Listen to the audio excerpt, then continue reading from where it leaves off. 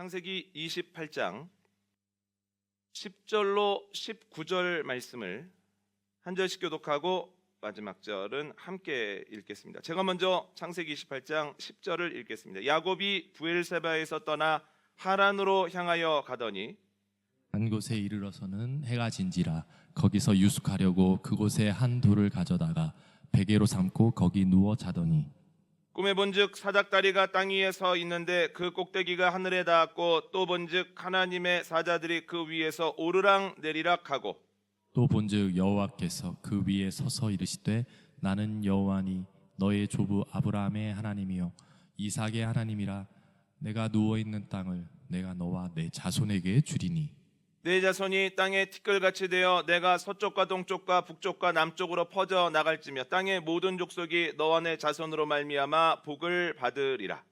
내가 너와 함께 있어 내가 어디로 가든지 너를 지키며 너를 이끌어 이 땅으로 돌아오게 할지라 내가 내게 허락한 것을 다 이루기까지 너를 떠나지 아니하리라 하신지라.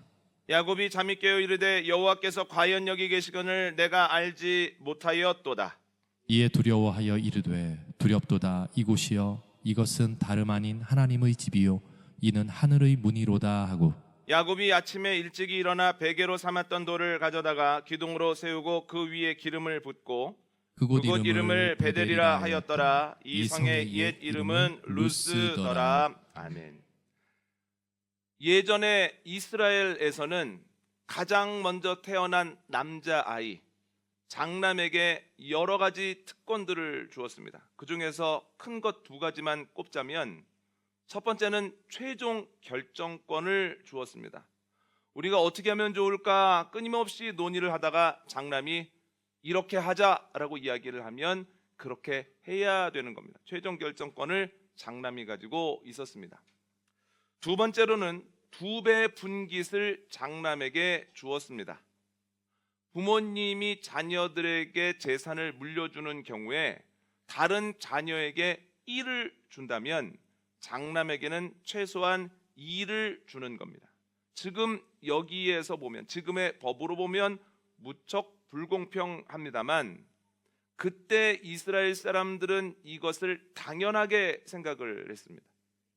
이스라엘뿐만이 아니죠. 제 부모님 세대만 해도 장남 위주로 부모님들이 생각하고 또한 유산에 관한 것들도 장남 중심으로 이루어졌다라고 하는 겁니다.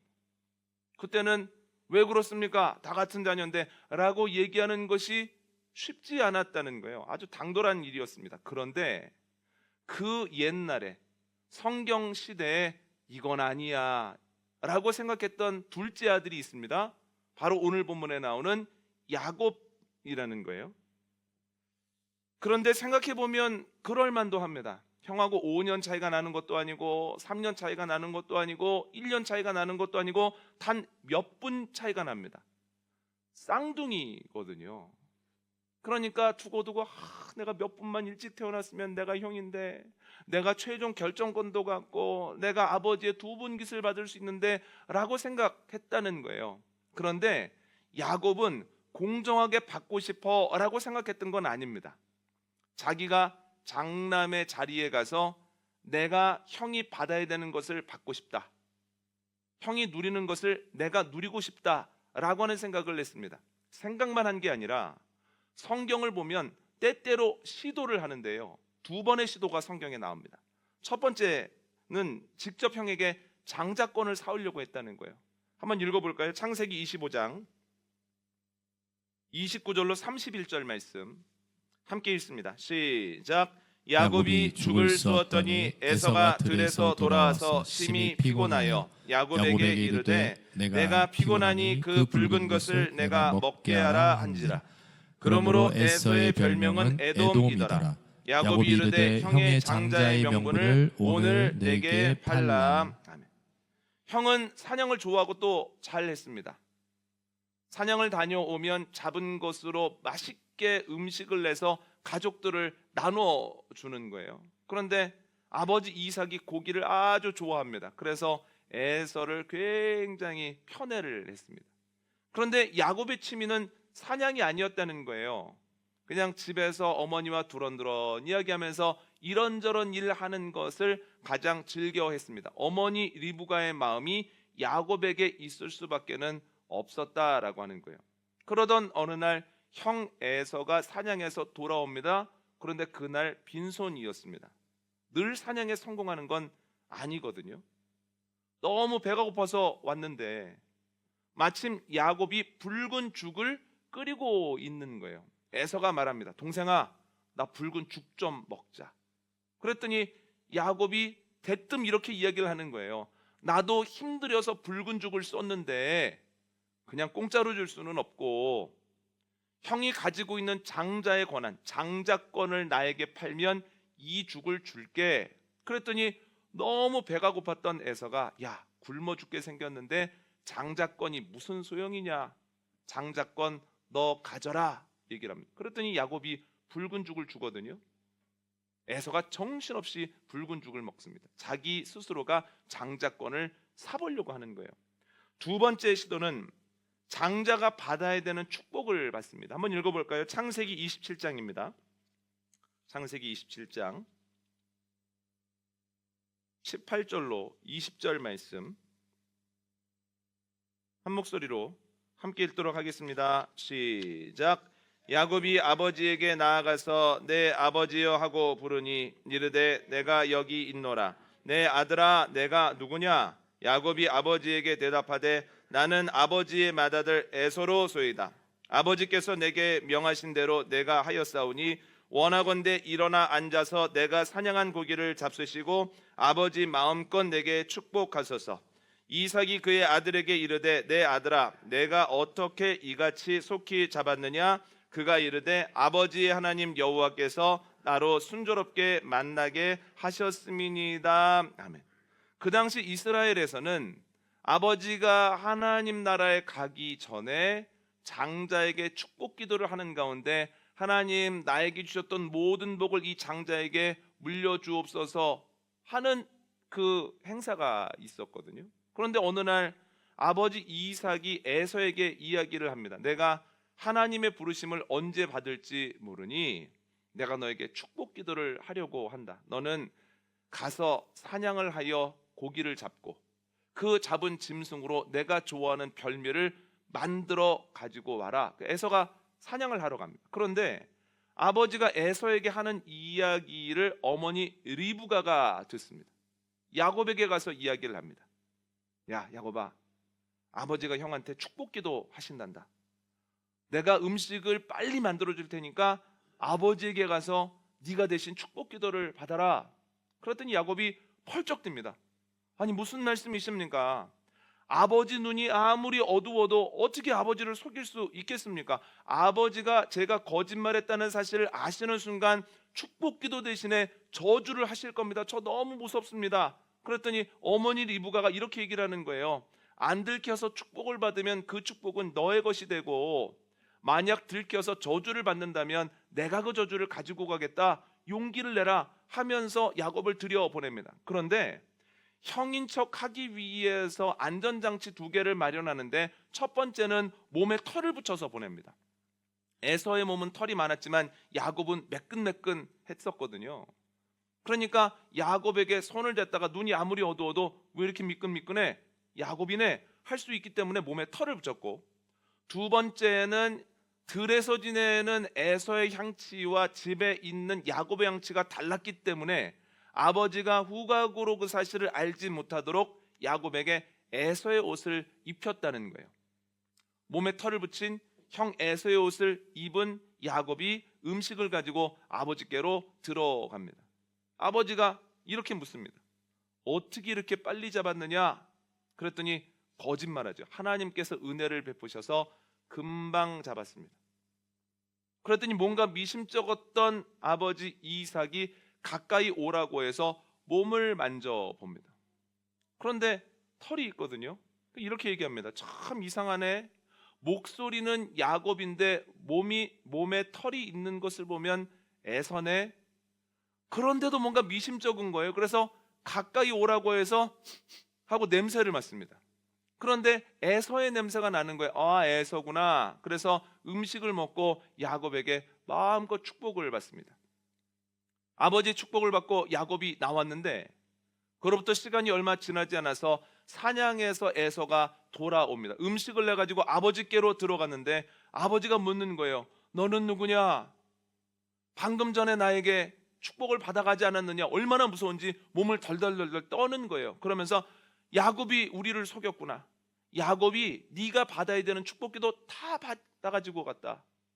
에서가 얼마나 분한지 눈물을 흘리는 거예요. 아버지 남은 축복은 없습니까? 저에게 주실 건 없습니까? 그랬더니 내가 너라고 생각하고 다 복을 빌어줬다는 거예요. 에서가 얼마나 화가 나는지 가까운 사람에게 속내를 이야기하는데 아버지가 죽고 나면, 아버지가 하나님 나라 가고 나면 내가 야곱을 가만두지 않겠다고, 내가 반드시 혼내줄 거라고 이렇게 이야기를 하는 겁니다. 이 이야기가 리브가에게도 들어갑니다. 어머니 리브가가 얼마나 무서운지 야곱을 자기 오빠, 즉 야곱의 외삼촌 라반의 집으로 보냅니다. 왜냐하면 그들이 사는 부엘세바에서 외삼촌이 사는 밧단 아람까지는 걸어서 열흘 길이거든요. 그러니까 형이 쉽게 잡으러 가지도 못하고 잡으러 가는 중에 사람들을 통해서 알리면 또다시 도망갈 수 있기 때문에 외삼촌의 집으로 도망가게 하는 거예요. 이제 야곱이 외삼촌의 집 밧단 아람으로 갑니다. 그런데 여러 가지가 처음입니다. 다 새롭습니다. 그 길은 세 가지가 새로운데, 첫 번째는 야곱이 그렇게 멀리 가 본 적이 없습니다. 이전에도 말씀을 보면 야곱이 이렇게 저렇게 이사를 했습니다만 그 지명들을 보면 거기서 거기입니다. 반나절 길, 하루길 정도거든요. 그런데 이번에는 며칠 가야 됩니까? 열흘을 가야 된다는 거예요. 그러니까 지금으로 말하면 죽전에 있다가 분당으로 이사 갔다가 판교로 이사 갔다가 그 정도였는데, 그런데 이제는 강북으로 가고 더 나아가서 파주까지 가는 여정이라는 거예요. 너무 멀리 가보는 길이기 때문에 새로움을 느낄 수밖에 없습니다. 첫 번째. 두 번째는 처음으로 혼자 가보는 겁니다.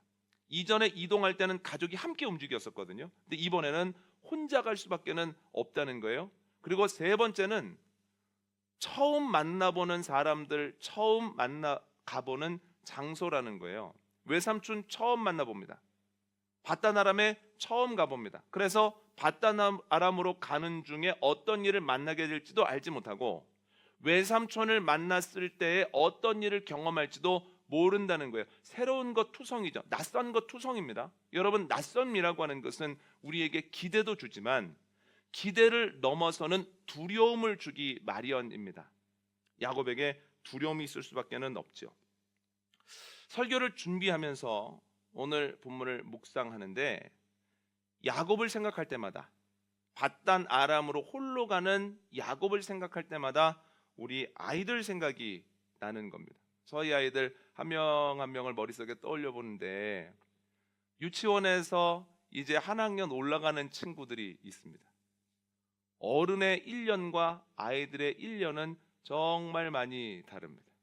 동생이 없었는데 이제 정식으로 동생이 밑으로 들어온다는 것도 굉장히 새로운 일이고, 또한 새로운 교과 과정을 배운다라고 하는 것도 굉장히 새로운 일입니다. 저희가 보기에는 아무런 일이 아닌 것 같아도 아이들이 유치원에서 한 학년 올라간다라고 하는 건 아이들에게는 굉장한 사건이라는 거예요. 그뿐만이 아닙니다. 이제 유치원 다니다가 초등학교 다니는 친구들이 있습니다. 유치원에서는 화장실 가고 싶다고 하면 선생님이 수업을 멈추고 화장실을 데리고 가지 않습니까? 이제는 어떻게 됩니까?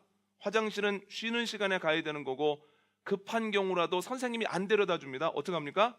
아이가 혼자 가야 된다는 거예요. 단적인 예를 말씀드렸지만 유치원하고 초등학교는 천지 차이다라고 하는 거예요. 여러분, 그뿐만이 아닙니다.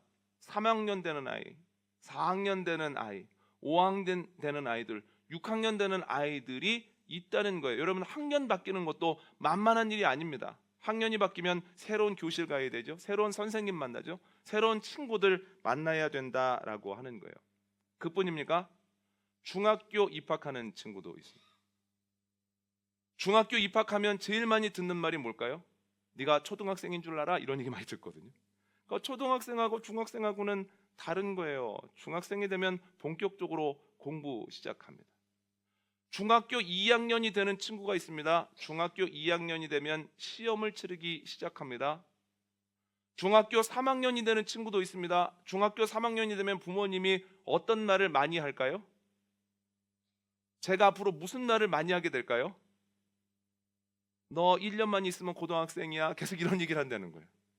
그러니까 중3이 되는 것도 아이들에게는 굉장히 스트레스 되는 일이다라는 거죠. 고2가 되는 친구들도 있습니다. 그 무게감이 아이들에게 만만치 않을 겁니다. 그리고 지금 낯선 이들과 훈련을 받고 있고 자대 배치를 앞두고 있는 청년들도 있습니다. 아이들이 낯선 길을 앞두고 있다는 거예요. 그게 언제 시작이 됩니까? 이제 다음 주 화요일부터는 새로운 반에 올라가야 되고 새로운 학교에 진학해야 된다는 거예요.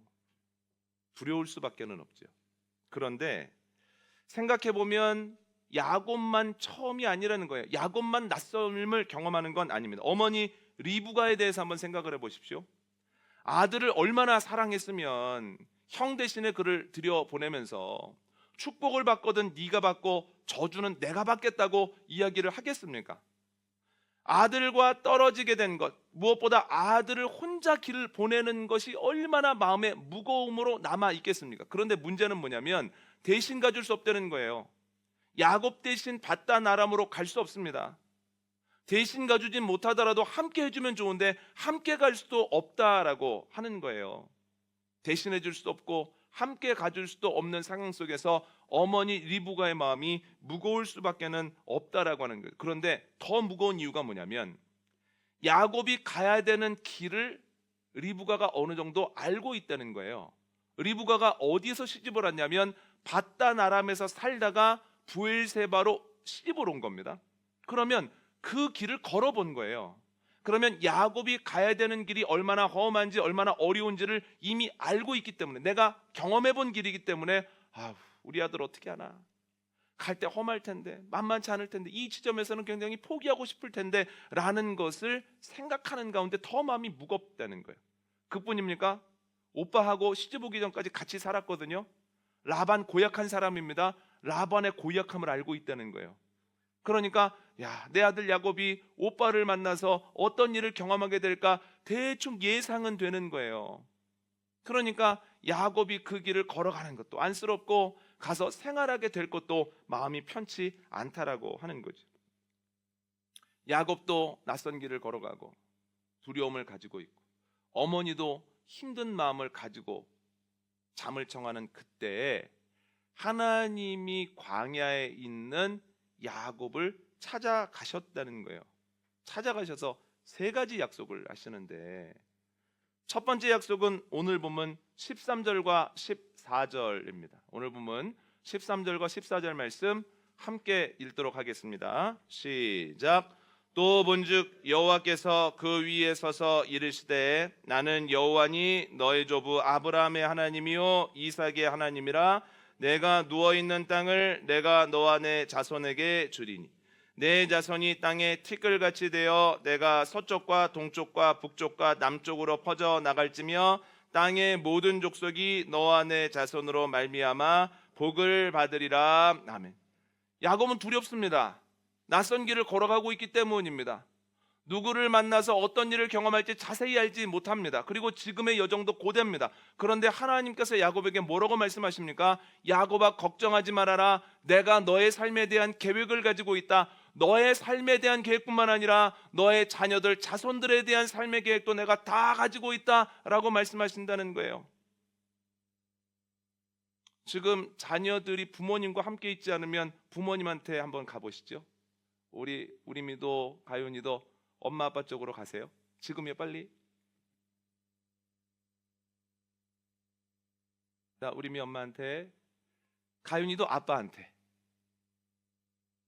자, 천사가 야곱에게 이야기했던 것처럼 또한 야곱을 보시고 하나님께서 그에게 약속을 주셨던 것처럼 하나님께서 우리들에게도 낯선 길을 걸어가고 있는 자녀 그리고 낯선 길을 걸어가는 자녀를 바라보면서 애타는 우리들에게도 동일한 약속을 주신 줄 믿습니다. 저희가 서로 선포하기를 원하는데 한번 문구를 띄워 주십시오. 자, 땡땡에 이름을 넣는데 그 땡땡에 자녀 이름을 넣는 겁니다. 자녀 이름을. 누구누구야 두려워하지 말아라. 하나님이 계획을 가지고 계신다. 함께 오지 못했으면 자녀의 이름을 부르면서 함께 이야기해 볼까요? 시작합니다. 시작. 기도나 두려워하지 말아라. 하나님이 계획을 가지고 계신다. 얼마나 감사한 말씀입니다. 한 번 더 해볼까요? 둘째가 있는 가정은 둘째에게 얘기를 하시고, 그리고 아이가 하나 있으신 가정은 배우자에게 여보 두려워하지 마라 이렇게 하는 겁니다. 자, 해보겠습니다. 시작. 우리마 두려워하지 말아라. 하나님이 계획을 가지고 계신다. 아멘. 한 번 더 해보겠습니다. 셋째가 있는 가정이 있기 때문에 아이들의 이름을 넣으셔도 되고 배우자의 이름을 넣으셔도 되고, 아 내가 특별히 두려운 마음이 있구나 하면 자기 이름을 넣어서 한번 해보도록 하겠습니다. 시작. 승원아 두려워하지 말아라. 하나님이 계획을 가지고 계신다. 아멘. 여러분, 이 말씀이 우리들에게 주어지는 말씀인 줄 믿습니다. 하나님이 계획을 가지고 계시니 낯선 길이지만 어려운 길이지만 두려움 없이 나아가는 은혜가 저와 여러분에게 넘치게 되어지기를 원합니다. 두 번째 약속은 15절 앞부분입니다. 15절 앞부분 한번 읽어볼까요? 시작. 내가 너와 함께 있어 내가 어디로 가든지 너를 지키며 너를 이끌어 이 땅으로 돌아오게 할지라. 아멘. 주님께서 야곱에게 약속하십니다. 야곱아 두려워하지 말아라. 내가 너와 항상 함께 할 것이다.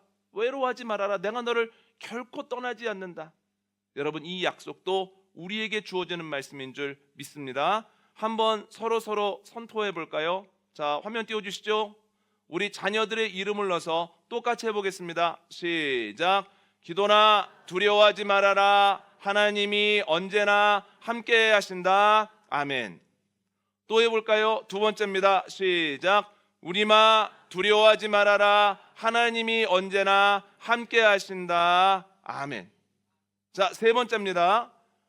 배우자에게 그리고 스스로에게 선포합니다. 시작. 승원아 두려워하지 말아라. 하나님이 언제나 함께 하신다. 아멘. 이게 두 번째 약속입니다.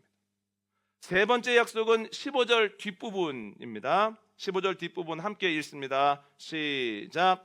내가 내게 허락한 것을 다 이루기까지 너를 떠나지 아니하리라 하신지라. 아멘. 주님께서 말씀하시죠. 야곱아 두려워하지 말아라. 내가 너에게 약속한 것을 다 이루기까지 내가 너를 떠나지 아니할 것이다. 무슨 말입니까? 하나님이 야곱을 끝까지 책임져 주신다는 거예요. 여러분, 리브가를 보십시오. 자신의 모든 것을 걸고도 야곱을 사랑하고 야곱을 책임지고 싶었으나 끝까지 책임질 수 있습니까? 없습니까? 책임질 수 없다는 거예요. 야곱이 외삼촌 집으로 갈 때 함께하지도 못하고 또한 대신 가주지도 못하죠. 그런데 하나님만은 끝까지 함께 하신다는 거예요. 아멘입니까? 이 약속이 우리에게 주어진 약속인 줄 믿습니다. 저희 함께 선포해 보도록 하겠습니다. 시작. 기도나 두려워하지 말아라. 하나님이 끝까지 책임지신다. 아멘. 두 번째로 볼까요? 시작. 우리마 두려워하지 말아라. 하나님이 끝까지 책임지신다. 아멘. 세 번째로 하겠습니다. 시작. 승건아 두려워하지 말아라. 하나님이 끝까지 책임지신다. 아멘. 여러분, 하나님께서 세 가지 약속을 하시는 거예요. 첫 번째, 걱정하지 마, 두려워하지 마. 내가 계획을 가지고 있어. 내가 너와 항상 함께 할 거야. 내가 너를 떠나지 않을 거야. 세 번째, 내가 너 끝까지 책임질 거야. 이 이야기를 듣고 야곱이 깜짝 놀랍니다. 야, 나 혼자 가는 줄 알았더니 하나님이 함께 가시네. 내가 혼자 가는 줄 알았더니 하나님께서 동행하시면서 모든 것을 보시고 계획대로 이끄시네. 그래서 누웠던 곳의 이름이 루스였으나 그때로부터 그곳을 베델, 하나님의 집, 하나님이 보고 계시는 곳으로 지었다는 거예요. 그래서 결국 그 약속을 기반으로 끝까지 완주하죠. 외삼촌의 집에 도착합니다. 외삼촌의 집에 도착했는데 외삼촌 만만치 않습니다. 그러나 그 모든 어려움들을 이기고 결국 하나님의 약속대로 많은 것을 가지고 집으로 돌아오게 되었다라고 하는 거예요. 이것을 통해서 알 수 있는 것, 하나님의 약속에는 능력이 있습니다. 하나님의 약속에는 힘이 있습니다.